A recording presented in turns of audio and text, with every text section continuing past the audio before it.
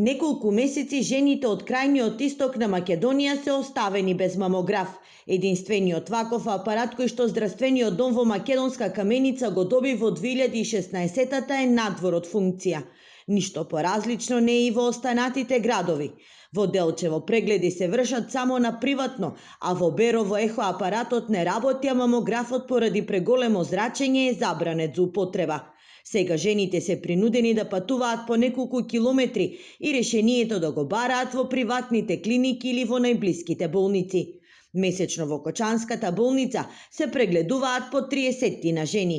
За мамографот и ехото на дојката кај нас работат и се обслужуваат пациенти од Кочани, Виница, Берово, Делчево, Пехчево, Каменица, помал број Свети Николе и Пробишти.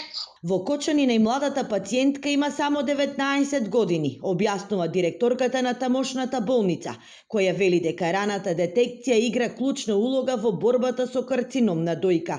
И од невладиниот сектор алармираат дека старосната граница постојано се поместува, а бројот на новозаболени жени е во пораст. Бројката се зголемува, за жал, и што е најчудно, не знам која е причината, што имаме и многу млади заболени жени, тоест девојки.